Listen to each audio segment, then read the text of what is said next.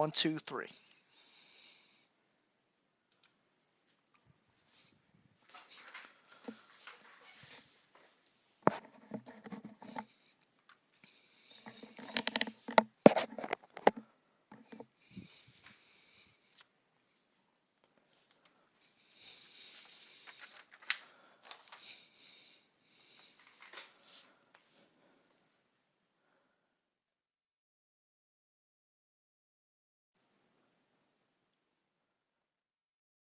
Okay, 1, 2, 3, 4, 5.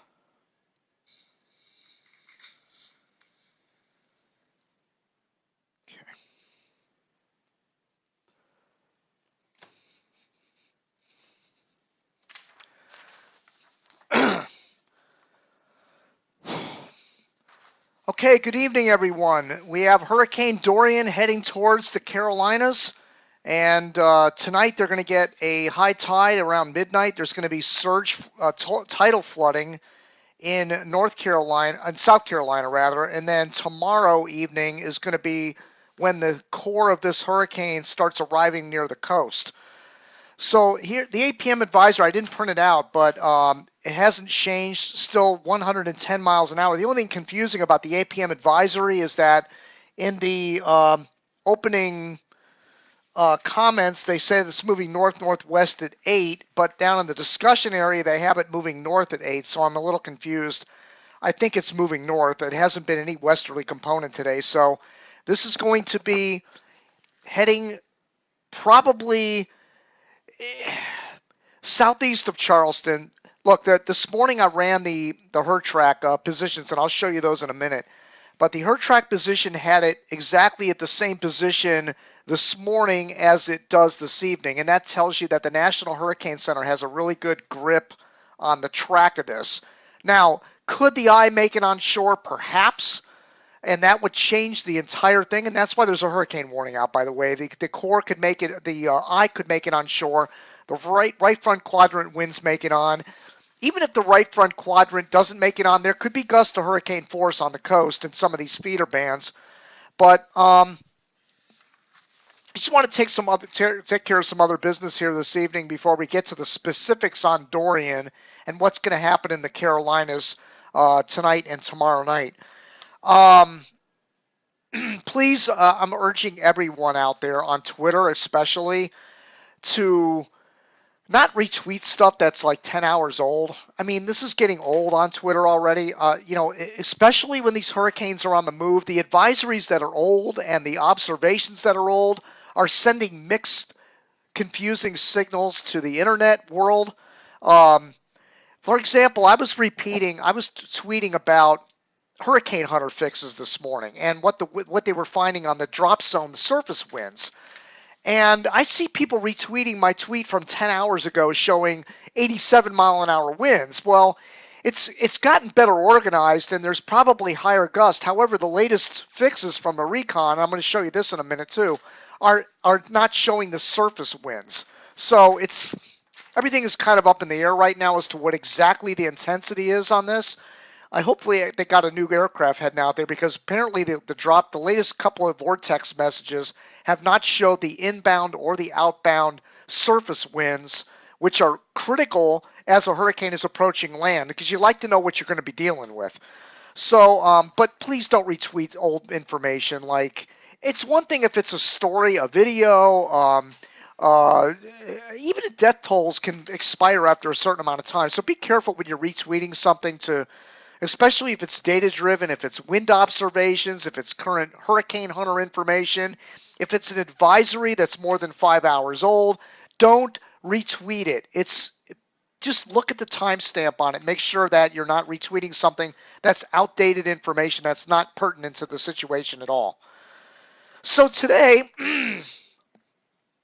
I really hate to get into politics. I haven't mentioned politics one time on this entire 6-day broadcasting spree that I've been on Hurricane Dorian, but the president today came out and showed a official map from the National Hurricane Center, and somebody used a Sharpie to extend it into Louisiana. This is just unacceptable. for this kind of behavior to be taking place in the White House. Let me show you the video just to show you that this is not just an image that's doctored. It's actually Trump showing this image with the Sharpie pen on it. So let me show you this real quick. And then we're going to get to the specifics, but I just want to touch on this, that this kind of stuff is completely unacceptable.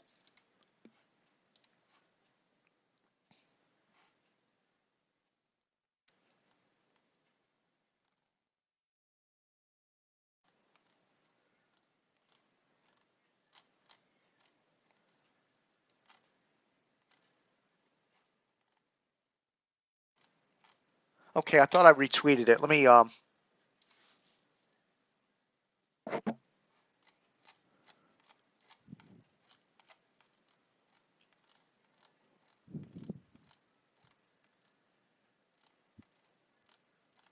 okay, here it is.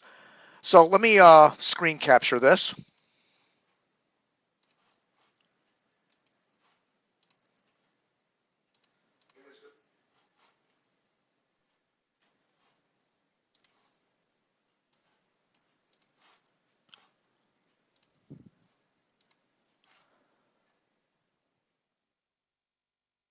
All right, come on.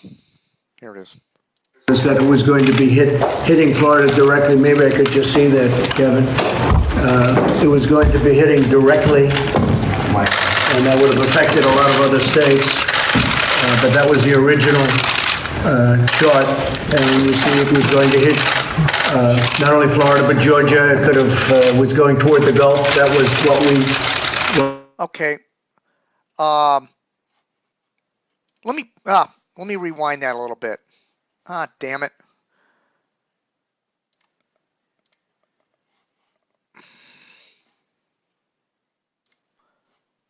Okay, let me go back to that.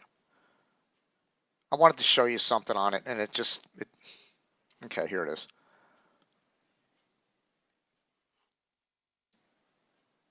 It's only had like 1.9 million views, so most of you have probably already seen this.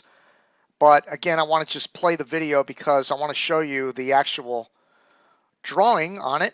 Here it is. Update on the hurricane. We got lucky in Florida, very, very lucky indeed. We had actually, our original chart was that it was going to be hitting Florida directly. Maybe I could just see that, Kevin. It was going to be hitting directly, and that would have affected a lot of other states. But that was okay. So here is the extra drawing that he did on the end here, right here. Somebody, and I'm sure it was Trump, used a Sharpie pen to extend the cone into Alabama to support his argument that this was heading towards Alabama. Now, all he would have had, and he did do this, by the way, but if he wanted to make an argument, he should have just left the National Hurricane Center advisory alone, and he could have just used the whole group of models as a package. Like there's like 120 models on a map. He could have showed that and a few of the stragglers, taken it into Alabama and made that argument. But to draw on a map like this and extend the cone out, to me, is just absolutely, it's not just unpresidential, but it's against the law. And no one really needs to come out and make a statement about this, and they haven't. They've just been deflecting because everybody's chicken shit to call it out for what it is. If this was me that did this, oh, it'd be all these people bitching, all these meteorologists would be out slamming me. But when the president does it, it's perfectly okay. Somebody needs to come out and say this is unacceptable, and nobody should be marking up these maps like this. But it was never a threat to Alabama. I mean, a few of the straggler models had it as a threat, but I wanted to show you this because it's not a fake news story. It's a real news story, and it really did happen. That was the original chart. That wasn't the original cone of error, by the way. Okay, this keeps Xing out for some reason. Okay, so that's that story. Then we have the Bahamas tragedy is continuing. We have 20 dead now in the Bahamas. This is I've never seen anything like this in my life. I know Wayne Neely is an author, and he works at the Weather Service in the Bahamas, and he's written many books on hurricanes in the Bahamas. There have been some high death tolls, well, not real high, but in the hundreds and that sort of thing in the Bahamas. But in modern days, I've never seen a death toll in the Bahamas. I've seen a couple of people killed in some systems here and there, but nothing like this. This just shows you the magnitude of this hurricane when it hit the Bahamas. 185-mile-per-hour winds. There were shutters on buildings that were blown off. There was a lot of stairways, railings on stairs were blown off. Cars flipped over. The islands of Grand Bahama and Great Abaco Island are completely trashed. It is an utter disaster. There are donation centers everywhere in South Florida. You can get your local news stations. They all have donation centers set up. I'm recommending Food for the Poor. They send shipping containers to the islands after hurricanes. They're experts at it. They know how to navigate the bureaucracy of it, so that's a good choice. But just check your local news stations anywhere up and down the eastern seaboard or anywhere in the country for that matter. I'm sure they have donation buttons to how to help the people in the Bahamas because they're going to really need it. This is just so sad what has happened in the Bahamas. Just terrible. Okay, I want to play you a clip from the Bahamas. I posted this today, and the first time I heard it, because what I'm doing right now is I'm editing down all the video that I've recorded, including these shows, kind of explaining the models and the methods, and I even was on film on the 30th saying this was going to be a Category 5 in the Bahamas, and this is all being edited down. But the something that I recorded, and actually I wasn't even in the room at the time, but I was recording the Bahamas radio network, and I think it was ZNS, and a woman called up frantically, yelling for help. And here's the clip. And the first time I heard it, it almost brought a tear to my eyes, and I don't cry very easily, but it made me think, like, my God, the terror this woman was feeling. At first it sounded like somebody that's being murdered in their house. That's what it sounds like. When it's hard to understand what the woman is saying because she's talking so fast, but you can hear the terror in her voice and the noise outside and everything. It's really dramatic. I recommend everybody pass this around. It's on my Twitter page at Hurricane City. I edited it down. It's only about a minute long. I'm going to play it for you right now. Here it is.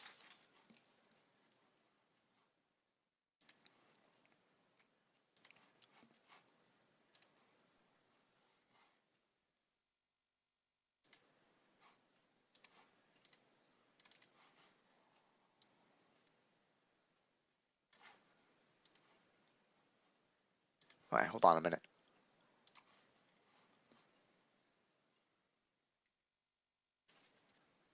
Should have had all this queued up before the show started. I had some other things going on. And by the way, I'm not feeling well, as I told you the last few nights. So here it is.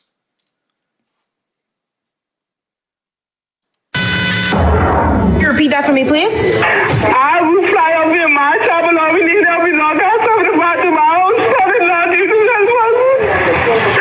Were y'all in one of the areas that were told to evacuate? No, Mom. How many people are in the home? 3. Are y'all able to reach any of the emergency numbers? Trying to get nobody else lines and every line is blocked, Lord. Where in the house are you guys right now? We're in the bathroom. How bad is the flooding? I gotta go. Those are the kind of calls we've been getting all day, and no doubt will continue. That's unbelievable. When you hear that video, then you know, of course I had the radar going the whole time, but it just illustrates the eye passing right over, and here comes that call. And they had numerous calls like that. I haven't even begun to edit all the footage that I've recorded. There might be other calls like that, but what I do is take all these videos, piece it all together, and make like a 45-minute clip out of it so you can get all the most dramatic footage, dramatic phone calls, satellite pictures, radar pictures, news reports, everything, and piece it all together. And so the people in the Bahamas, they don't even know how it was covered on the media, so they're going to be able to play this back and go, wow, that's what happened, and listen to this call, and look at that video, and all this stuff that they probably didn't see before. That's why I do this. That's why I've been doing Hurricane Cities for 20 years, trying to archive and document all these past hurricanes and putting them in my database.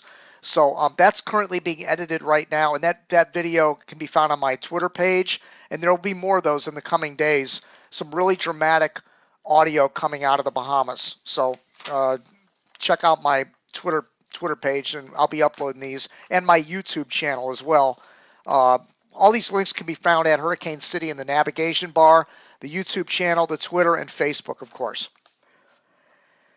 All right, now there's been a little bit of a discussion on my Facebook page about the comments I said last night, and that was about the media hype as the hurricane was leaving South Florida. And I'm standing by my words that the hype was warranted as it was approaching Florida and the Bahamas. Absolutely, 24/7. It was a big one. This was every minute of live broadcast in the news was warranted. Where it got out of hand was when the hurricane stalled and the models and the NHC forecast were indicating it's going to make the turn and head north. And they still insisted people put shutters on their buildings. Run to the store and get your supplies. It was crazy. My neighbor was putting shutters up as the hurricane was turning. The media was doing a terrible job on the aftermath of the hurricane. Like it was, not the aftermath, but as the threat lessened significantly, the media held on.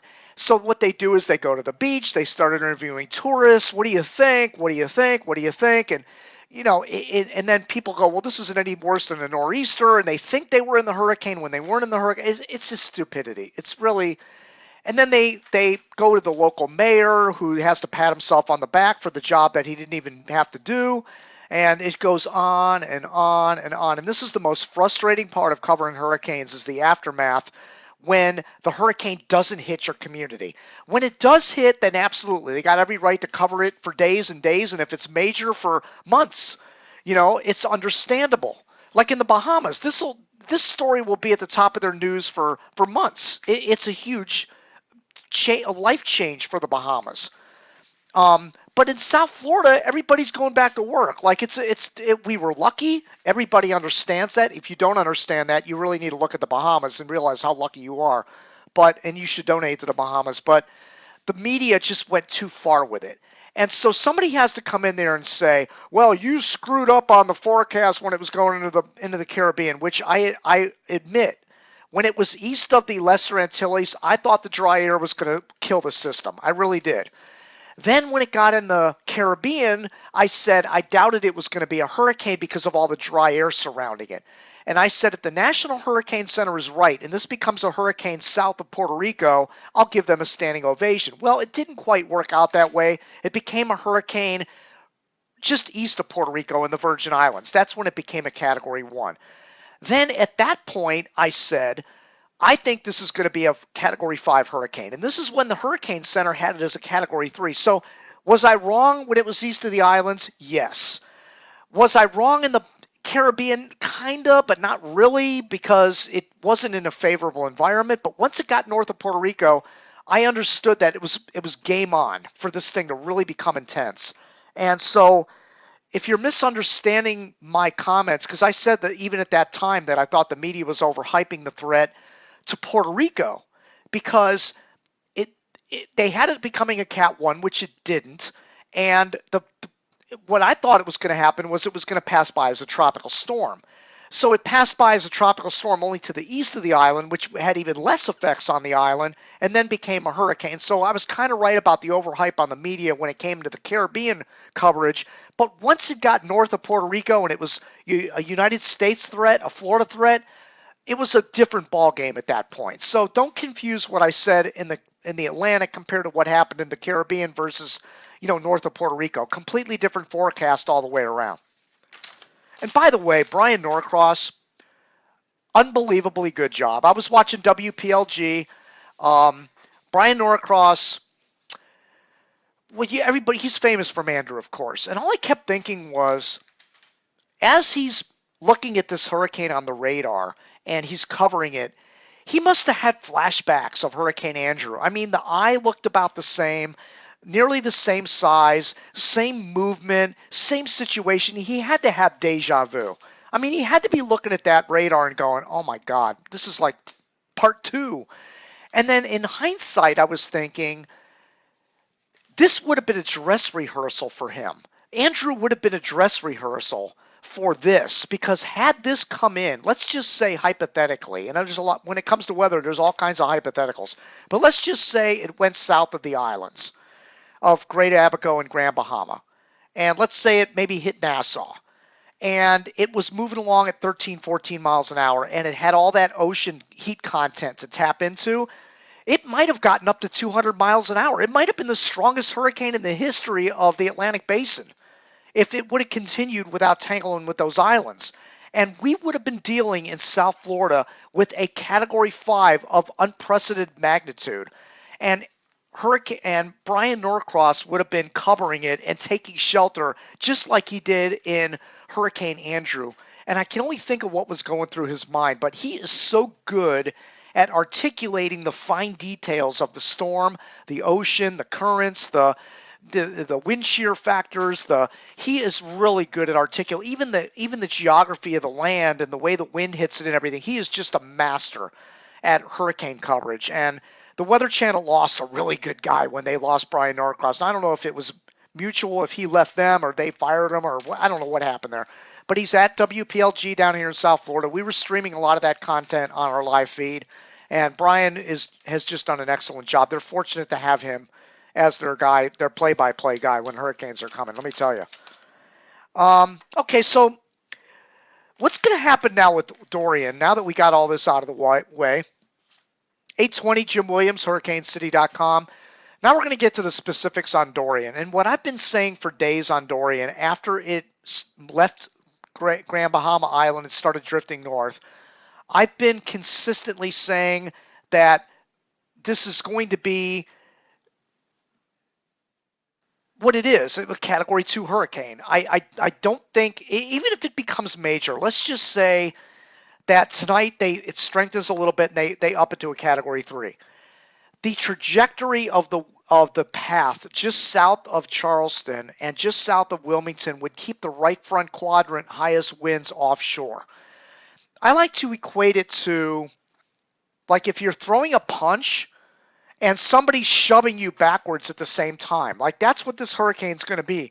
It's going to be throwing a punch at the Carolinas, but it's going to be getting shoved away from the coast, or, out to sea as it's approaching the coast. So it's not going to have the same momentum of winds coming in if the eye was coming right on shore from south to north. It would be a whole different animal. So what I'm saying is, and I've been saying this for days, this is going to be a coastal flooding event. There's going to be 3 to 6 feet, like the National Hurricane Center said on their maps. There's going to be about 3 to 6 feet, maybe higher in some isolated locations. In fact, I heard tonight in the Charleston area that there could be tidal flooding of up to 10 feet with the king tides in advance of the hurricane. So, and then tomorrow night it would even be less, even though the hurricane is closer because of the tidal situation and the fact that the hurricane's going to be turning away at that point. So I think the worst for Charleston and probably South Carolina is going to be tonight. Then tomorrow, as the hurricane is beginning to make the turn, the winds are going to get more offshore, the South Carolina area. Where the onshore danger is, in my opinion, is going to be on the Wilmington area, the outer beaches of southeastern North Carolina, and going up toward the Outer Banks. I think there could be a potential for the right front to maybe try to get onshore a little bit there. But I like the punching analogy. It's like being shoved backwards while you're throwing a punch, and I just don't. I even said to Derek Ort, which I have a great deal of respect for Derek Ort, a forecaster Derek Ort, used to work down at the University of Miami, researcher on hurricanes, and he's convinced that we're going to see 70, 80 mile an hour sustained gusts to 100. And I said, well, we'll see about that when the final observations come out from the Weather Service offices, because what they do is they do a post analysis after hurricanes pass, and they tell you what the high wind gusts were. I'm thinking we're going to have gusts to hurricane force, but I don't think we're going to get anything near what's advertised with that hurricane. I think those 100-mile-per-hour plus winds are going to remain offshore. There might be some gusts to 80. I think most people are going to experience tropical storm force winds in the Carolinas. The water is going to be the big deal. The dome of water is going to move up and move in, and I think they're going to have flooding problems, rainfall issues, heavy rainfall. but I think the winds are going to be the least of the problem in the Carolinas. If you put boards up at this point, fine, but you really don't need to do it for this kind of an angle when it's brushing to the south. If it was coming straight in, yes, but I don't think we're going to see those sustained hurricane force winds on shore the entire time this is passing by. I'll be shocked. We'll look at the observations from the Weather Service office, and I will give Derek a standing ovation if we have sustained hurricane force winds on shore. I don't know if that's going to be the case. So let's get to the Hurricane Center graphics and all the graphics I have to show you. First, we're going to start with the hurricane hunters, because when I show you the wind barbs and how far they are from the center, we can kind of get an idea based on the radar fixes where those high winds extend out, how far they extend out on the radar signatures, and then we can extrapolate that based on the forward track from the Hurricane Center and kind of figure out how close those winds are going to get to the shoreline of the Carolinas. So let's get out of this.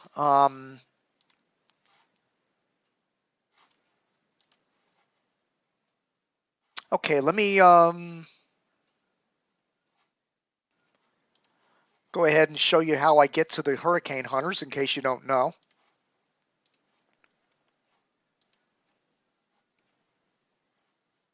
Okay, you're looking at the front page. Now, this wasn't always the front page of Hurricane City. The database is now the front page because I've given up the tracking because I'm getting too much heat from the people at the Weather Service about putting points on a map, even though I've been extremely accurate at it. So I've kind of cut back on that. I still make my seasonal predictions, and by the way, all of my top 5 are going to end up being, well, 4 out of my top 5 are going to end up being impacted by Dorian at some point. We'll have to see if that happens, because this does take it into the Canadian Maritimes as well. But this is the front page of Hurricane City. So what you do is use the drop-down menus and go to hurricane tracking. You click on products and then go to hurricane tracking. So here's all of our systems in the Atlantic right now. We have Dorian right off the coast. The cones aren't showing up for some reason. We have Fernand that just moved inland in Mexico. That hit La Pesca, Mexico, which is also in the Hurricane City database, but I did not pick that area to be hit this year because there's always going to be areas that are going to be impacted that I don't pick. There's this low near Bermuda out here that's moving off to the northeast, and we have Gabrielle in the East Atlantic that's moving northwest and is not going to impact land. But let's, right down here in these yellow links right below the tracking map, click on latest aircraft reconnaissance. And I really love this program because it's all real time and it updates automatically. You don't need to refresh your browser or anything. It's all real time information. Okay, we're going to go Mission 45, which is the Lockheed WC-130 Hercules aircraft from the Hurricane Center. From the Air Force, rather. And, okay, they're leaving now. Looks like they're flying out of Mississippi, Biloxi. And they're heading, there's the plane heading towards the Florida Panhandle right now, and it's going to be heading out into the Atlantic. But, so we don't have, let me see if the old observations show up. You know what? Let me pull the past mission up, and then we'll go based on that because they're not out there yet, flying yet. So, oh, that's the NOAA. Well, let's see if that's, yeah, let's try that one. Okay, yeah. All right, so the NOAA 9 was just out there. They're still out there flying right now. Okay, the NOAA 9, the NOAA aircraft is out there right now. The CW-130 is heading out right now, so they might have 2 planes in there at the same time. But here's the latest vortex message, 959 millibars. So let me go ahead and read this. We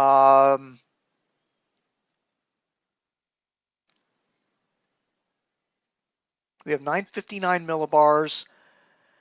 We have a closed eye wall. Eye shape is diameter, and diameter is circular with a diameter of 47 nautical miles. The maximum surface wind inbound winds are 95 miles per hour. 95 and a half is 96 miles an hour. That was 28 miles to the northeast of the center. Okay, so 28 miles to the northeast of the center. Let's just keep that in mind. Okay, so let's see if we can find it here.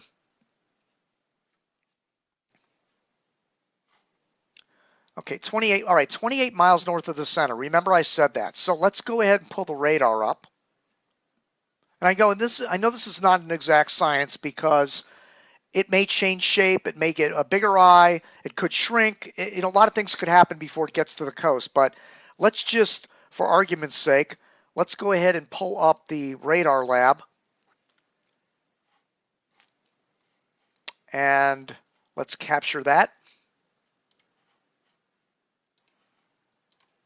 Okay, so there's our current radar of Hurricane Dorian. Now let's measure 28 nautical miles from the center of the hurricane. And there's 28 right there. Okay, you see that on your screen? That's 28 nautical miles from the center. So that would be the bands around the eye wall that are getting those winds immediately around the eye wall. So we got this circle right here is where those winds of 95 miles an hour. Now I'm going to give you another inbound reading of the surface winds as well. That was the outbound reading of 95 miles an hour inside that red circle. Now, according to the National Hurricane Center, I'm going to show you the fixes on the HurTrack program. I'm going to show you the donut of winds and where that is supposed to pass as it passes to the south of North and South Carolina. The donut keeps it just south of those areas, which is this red circle I'm showing you right now with 95 mile an hour winds. Now, here's the thing. So let's clear this and let's go back to the hurricane hunters.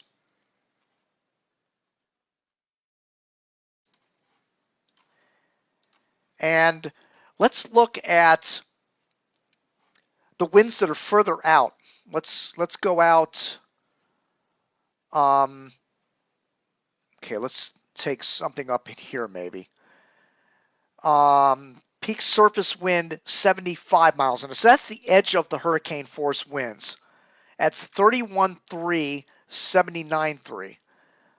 Let me write that down. 31.3 is where the 75 mile an hour winds stop. 31.3 and 79.7. Okay, so let's bring the radar back up. And again, I know this is not an exact science, but I'm just trying to give you for, okay, so let's go 31.3 and 79.7. Yeah, it's right there. Okay, so here is where, oh, come on,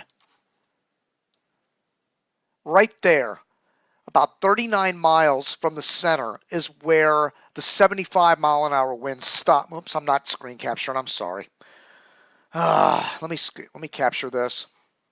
I thought we were capturing it. Oh, still got the, hold on.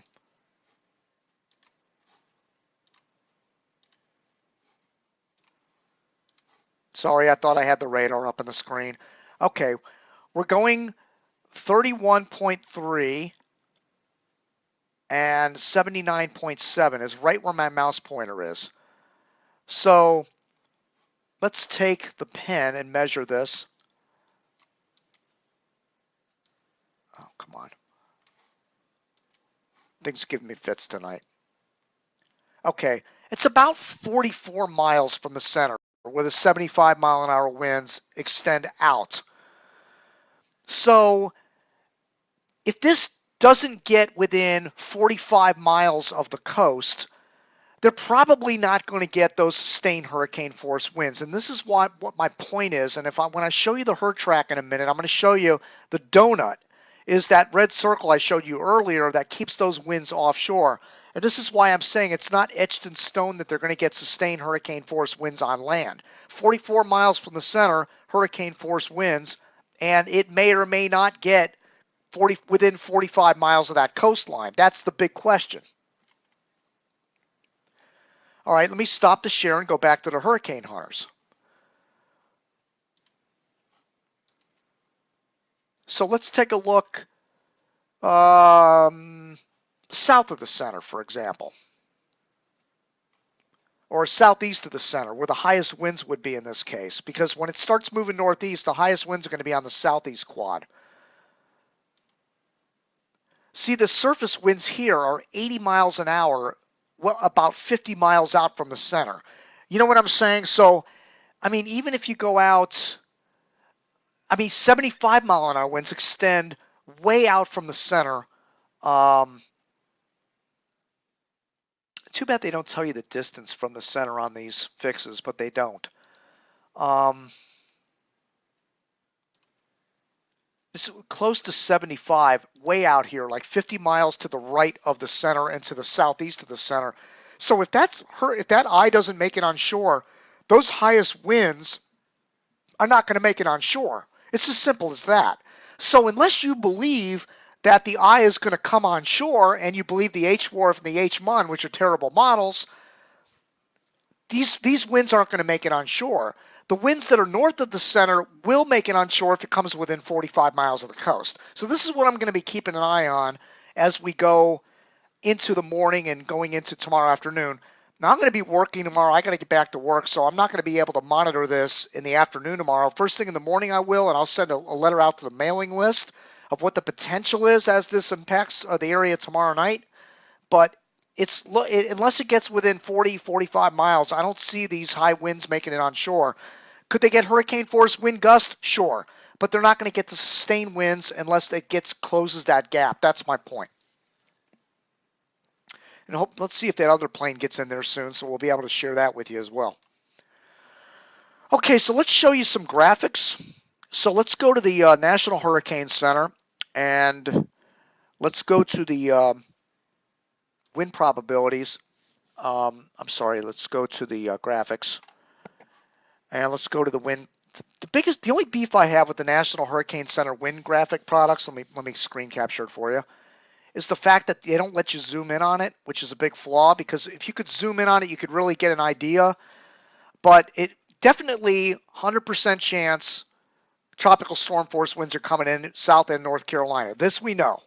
And they're already feeling tropical storm force winds in Georgia. So that's why you see the magenta colors all along the coast, because they're definitely going to get tropical storm force winds. But when you narrow it down to hurricane force winds, it kind of changes a little bit. It's generally 20 to 40% chance of hurricane force 1 minute average winds making it on shore. 50% chance along the immediate coast of the Carolinas, and then of course much higher when you got out over the open water. So we're going to see if this changes in the morning. Keep an eye on this wind probability chart from the National Hurricane Center, but right now it's about a 50-50 chance that the winds are going to make it on shore. Let's take a look at the rainfall potential, because this is going to be another big deal going into tomorrow, is the amount of rain, up to 10 inches of rain along the South Carolina coastline and along the Albemarle Sound up in here and Pamlico Sound and all those sounds. All that water is going to pile up, and there's going to be a lot of rainfall. I don't think this is going to be as bad as Florence for North Carolina, though. That I'm pretty confident in saying. This is going to be a Florence event by any stretch. I mean, in Florence they had almost 40 inches of rain. We're talking 10 inches here. Different animal, different storm surge situation, completely different animal than Florence for sure. All right, here's the wind history, and I like to look at this because it relates to my database and what areas get impacted versus ones that didn't. It hit Barbados as a tropical storm, St. Lucia as a tropical storm, Martinique, tropical storm, St. Croix, tropical storm, St. John, tropical storm, but it was a hurricane for St. Thomas because there was such a narrow hurricane force wind band that St. Thomas was struck by a hurricane, Category 1. Then it bent to the west, and we know the rest is history. Great Abaco and Grand Bahama devastated. Nassau was brushed, and so was Eleuthera Island. So those would be considered brushes in the database. Nassau was my number 2 to be impacted this year, so Nassau got checked off my list. Now, as far as the Florida coastline, I'm not going to be including Delray Beach as a brush from Hurricane Dorian because my instruments here, my highest gust was like 38.5 miles an hour. That's the highest winds I got down here. I looked at the Melbourne Weather Service office wind readings, and they were hard pressed to find anything over 45, 50 miles an hour. So I'm reluctantly going to start at West Palm Beach and work my way up the coast and try to give it to some of these areas, especially on the Treasure Coast up towards Cape Canaveral. But I think north of Cape Canaveral, Northeast Florida, this morning I wasn't finding any tropical storm force winds in Northeast Florida. I'm going to have to go check again to see if this evening they're getting tropical storm force winds. But as it stands right now, it looks like the entire southeast coast, including the Carolinas, is definitely going to be an impact from Dorian. The question is it going to be a hit or a brush? And that remains to be seen at this point. So let's look at the all-important surge and storm surge watches and warnings. We now have warnings for the entire southeastern coastline, which makes sense. There's definitely going to be some tidal and surge flooding, and it goes all the way up into Virginia Beach, by the way, and the Norfolk area. And let's take a look at the inundation possibilities. And this is a hard call, and I give the Hurricane Center a lot of credit. I got to tell you, the whole Charleston area, I'm just not. Tonight, yes. Tomorrow, as the hurricane is passing by, I think they're going to have offshore winds, and the tidal flooding is not going to be from onshore winds. It's going to be from just tidal flooding kind of a thing. I don't think it's going to be a surge situation in Charleston. That's just my opinion. I think it's going to be more tidal flooding than anything else. The areas that really need to watch for potential surge, in my opinion, is Wilmington areas, North Topsail Beach, the Morehead City, all the beaches, Curry Beach, and the Oak Island and all those kind of places. I think they're more susceptible to surge, 1 to 3 feet, maybe 3 feet plus in some areas, especially up in here. But what I'm looking for when this passes by is these onshore, offshore flows like this. I think is going to be the main concern of piling up from Pamlico Sound onto the Outer Banks. I think it's going to be the biggest story in this as the hurricane passes by something like this. I think that's going to be the big deal. And of course that changes if the hurricane is up in here somewhere. It's a big difference. But all indications are it's going to be kind of the glancing blow show for the Outer Banks and for the Carolinas. Let's just hope that that is the case. Okay, so let me show you the and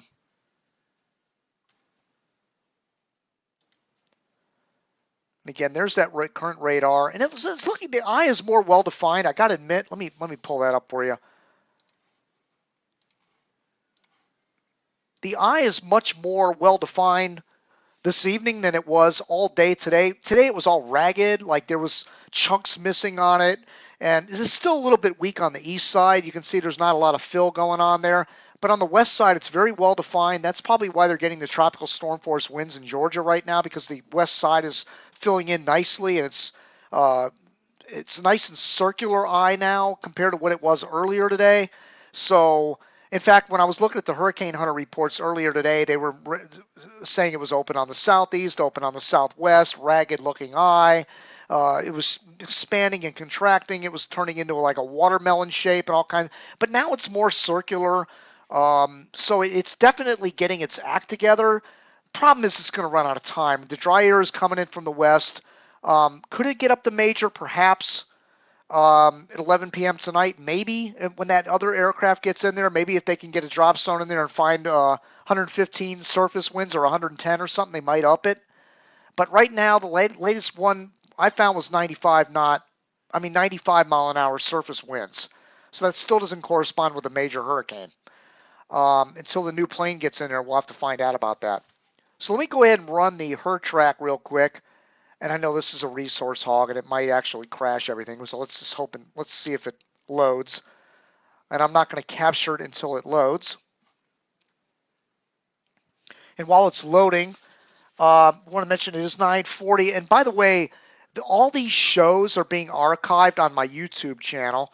You go to the top of Hurricane City and click on YouTube, and all the archives are there from all these shows. And Some of the past shows from history, some of the old stuff from like 20 years ago is on there. There's a whole plethora of videos. There's my Hurricane Michael intercept. I was in the eye of Hurricane Michael.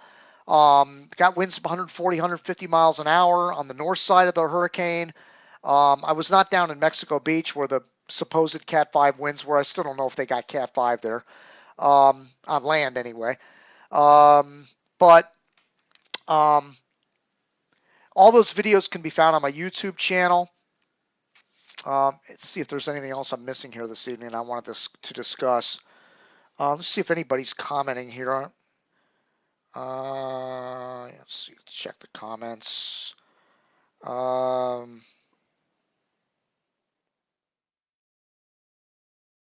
Saturday Night Live has officially moved to 6:30 weeknights on all networks. That's from Jeff Lockwood. Betty Gosley, unacceptable. I guess she was replying to Donald Trump marking up the maps. Donald Easter says, hey, Jim. Hey, Donald. Jeff Lockwood, Kevin Bennett, and 2 other people are watching. Lou Fortino is watching. Hey, Louie.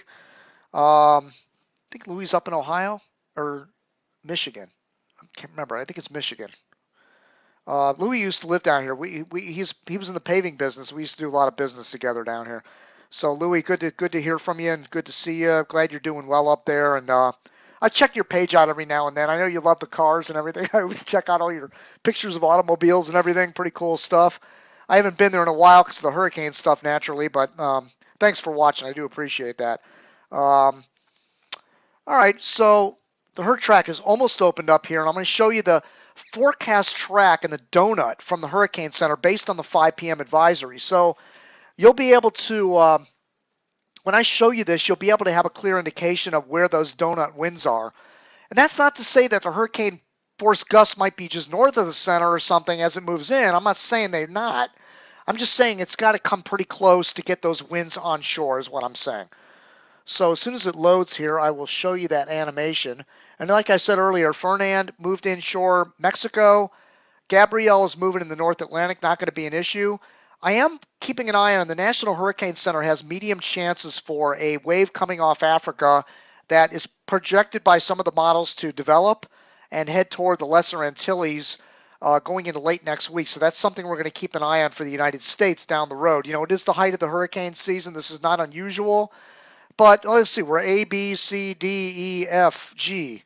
7 named storms. I predicted 13 to 15. We could still get there, which would be, in my opinion, an average season because I know that people like to the word active around because the average is like, 12.5 or something. But, I mean, I think if you look at the last 20 years, we've been averaging 15 named storms.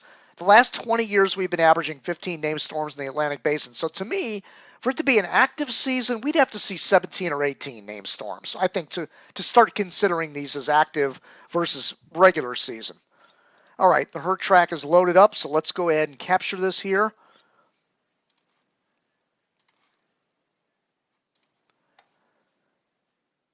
Okay, so here is the Hurt track wind bands. And then I'm going to show you the animation because that's what's important, the donut. These are projections of winds. The dark blues and into the yellows would be hurricane force. All right, so here's the animation. And you see it comes 44 miles southeast of Charleston. And, I'll run it again here. Let me stop it and then I'll run it. It scrapes the Outer Banks and then heads up toward the Canadian Maritimes. Okay, so let's go back to that map and animate it.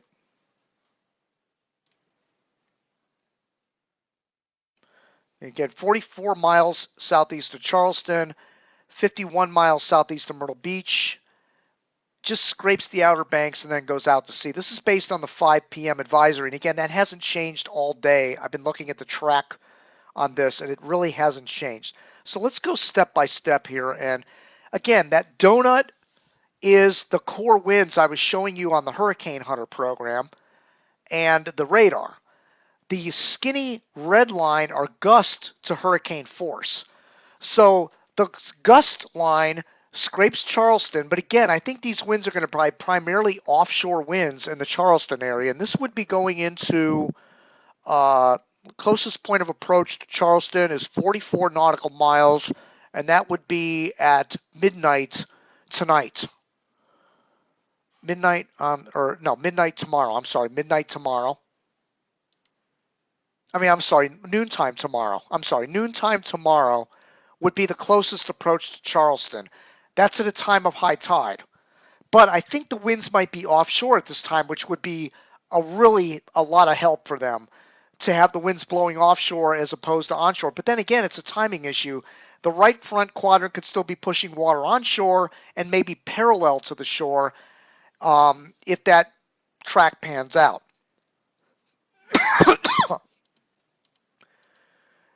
Then it passes, 40 miles south of Myrtle Beach. And again, they get the gust hurricane force wind field, but the donut remains offshore.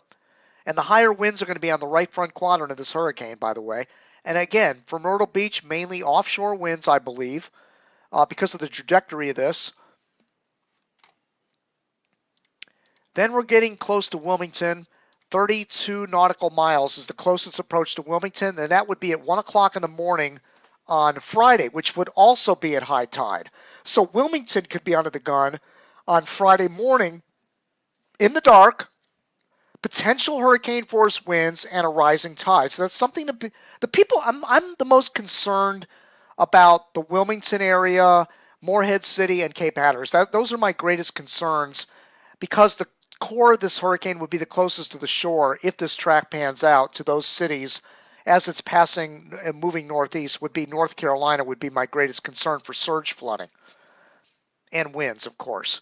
So 1 o'clock in the morning, Wilmington, 32 miles to the southeast, and then we have it passing right near Morehead City, 17 miles from Morehead City as a 100-mile-an-hour hurricane moving northeast at 5 o'clock in the morning, because now it's starting to really haul ass. Now it's picking up its forward speed, and then it goes over the Outer Banks, 8 miles from Cape Hatteras, still 100-mile-per-hour winds. This is going into 10 a.m. on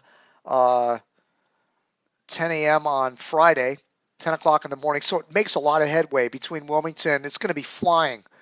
By the time it gets to eastern North Carolina, it's going to be hauling ass, which is going to keep most of those right front quadrant winds offshore, I believe. And then it heads up. Let's take a look at the Canadian Maritimes, because I know it's supposed to hit there possibly as extratropical. So, okay, let's...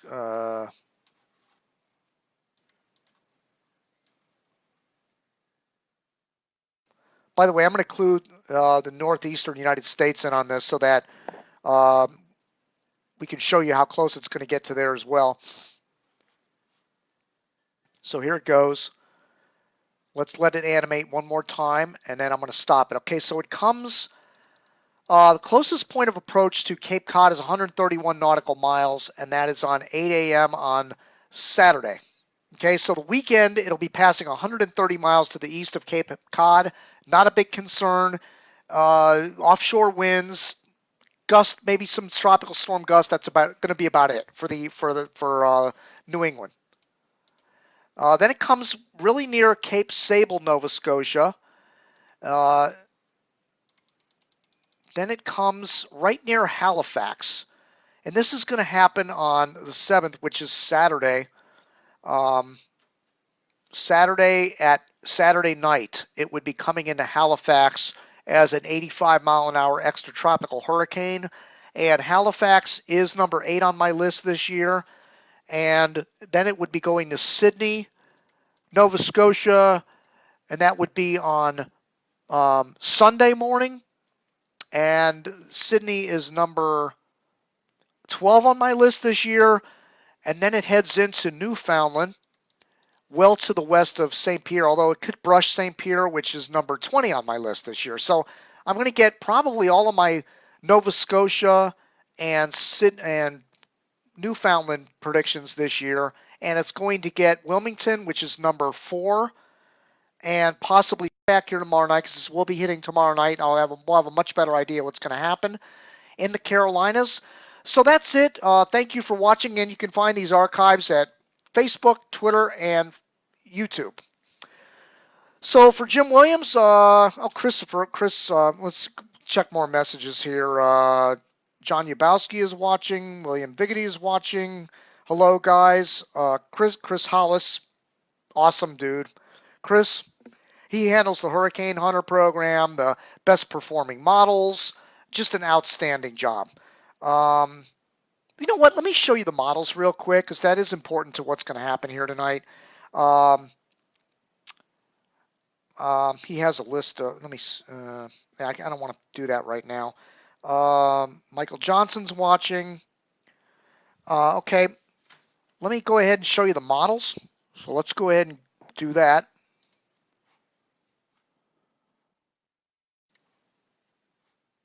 Okay.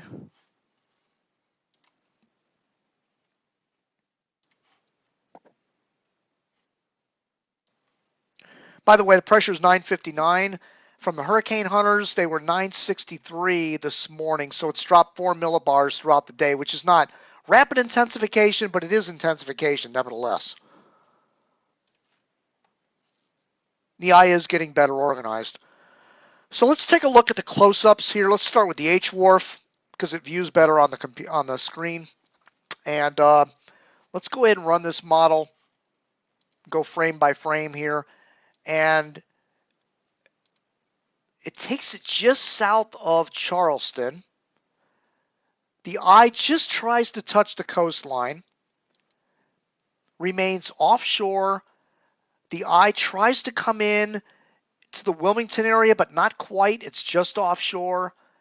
It goes over Morehead City and the Outer Banks as 960 millibars, and then heads up well off New England, a little bit closer to New England than what the official forecast is, but the H-Wharf is just a terrible model. I mean, it's okay on intensity, but the H-Wharf has been terrible on Dorian the whole time, and yet people are constantly repeating this model, and I don't understand it. I really don't understand the love affair with the H-Wharf, other than it overblows a lot of stuff and, is off on track. Takes this into Nova Scotia, actually deepening pressure because it's becoming extratropical, spreading out, and becoming a cold core system and going up into the North Atlantic. All right, so let's take a look at the H-Mon, which is even a worse model. And, okay, let's go back a little more. All right, here we are. Going forward in time. Right near, it's almost the same exact run, right? Eye is trying to make its way on Charleston. If that happens, if these H-Mon and H-Wharf models are correct, those hurricane force winds will make it on shore. There's no doubt about it. If that core makes it on shore, it's a game changer. It takes the eye over Wilmington, takes it over Morehead City, takes it over the Outer Banks.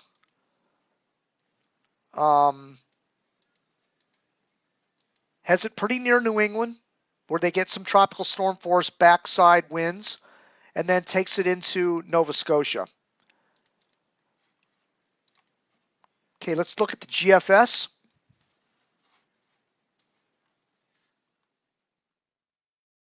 Okay, the GFS. Let's go forward in time here. Just offshore, the eye remains offshore Charleston, remains offshore Wilmington, just clips Morehead City, goes over the Outer Banks, and then heads out to sea, well east of New England and into eastern Nova Scotia and western Newfoundland. That's the GFS. So the GFS is pretty much in line with the Hurricane Center's thinking, maybe a little bit further north than what the Hurricane Center is thinking. And let's look at the Canadian, which has also been terrible on this storm. The GFS is the only one that's been even halfway decent on Dorian. Even that, it really hasn't been doing that well. Okay, right near Charleston, the eye remains offshore. The eye remains offshore Wilmington, Morehead City, east of the Outer Banks, well east of New England and up into eastern Nova Scotia and Newfoundland, western Newfoundland. Let's take a look at the euro. Let's get to the 850. It's the easiest to see on the live feed. And let's go back. Okay, here we go. Here's the euro. Keeps it just southeast of Charleston, over the Outer Banks, and then into Newfoundland. One more model I want to look at is the cyclone phase, FSU. And the FSU straddles the coast over the Outer Banks and into Newfoundland. So it's going to come pretty close to those areas tomorrow night. So that's it, folks. I want to wish everybody a good evening. I'm going to go ahead and terminate the broadcast, and I'll see you right back here probably tomorrow night. We'll continue our coverage. Good night, everybody.